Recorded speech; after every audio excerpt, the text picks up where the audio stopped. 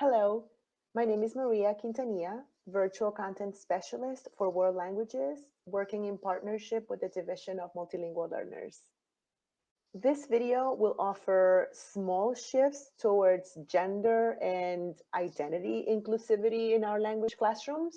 This is culturally responsive, sustaining education, which is grounded in recognizing identities and diversity, such as race, social class, gender, language, sexual orientation, nationality, religion, ability, and regarding them as assets for teaching and learning. I'd like to start by stating that I am not an expert. We are all learners, but that it's necessary for us as educators to become familiar with gender neutral language in order to provide a safe space for our students to learn. I'm providing examples in Spanish, but this is a conversation for all gendered languages. I also acknowledge that our work as educators is never ending when it comes to creating a safe space, virtual or physical, for our students to flourish and express themselves. There are many ways to include our students in our classrooms.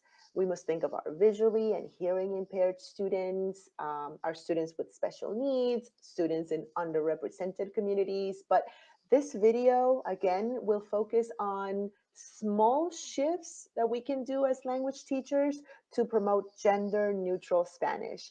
Shifts that will take us beyond a written letter or character in a word to express inclusivity. Starting to use gender neutral language in our classrooms needs only one thing, and that is our willingness to start. Willingness to be purposeful with our language is key, and you'll find that even grammatical gender can be taught in a way that doesn't necessarily directly connected to social gender. Our role as educators is to give every student the language and voice in our classrooms to express their identities. And we can do that by introducing and using gender neutral Spanish. Video 29 is for you to show your students. I want to add that we don't want to change the grammatical gender of inanimate objects. La mesa will always be la mesa. Where we have to be more purposeful is when it comes to identities. And although grammatically, Spanish and French, for example, are gendered languages with only two genders, we know that when it comes to personal identities, that's not the case. Here are 4 small shifts you can make in your Spanish classroom, 3 of which are adapted from Chris Nicely's webinar and website, both of which you can find in this presentation. Shift 1, el, los, la, las for inanimate objects. This grammatical gender, necessarily and functional for Spanish, can be taught without putting so much emphasis on gender. We can teach them as the el en los group and the la en las group. As long as our students know how and when to use these correctly, the words masculine and feminine don't need to be part of the equation. Taking the words masculine and feminine out, actually, taking them out of the way, also breaks that false connection between grammatical gender and social gender. This is what I mean by purposeful language. Shift 2.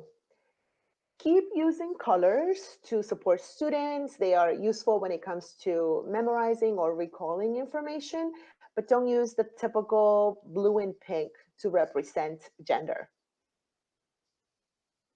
Shift 3, using invariable adjectives and nouns.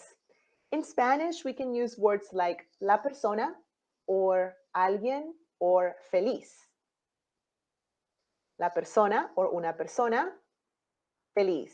Saying una persona feliz is more inclusive than saying una persona contenta o contento or contente.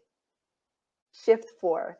Many of you are probably already familiar with the at sign or the X or the E at the end of a word as ways to create gender neutral Spanish.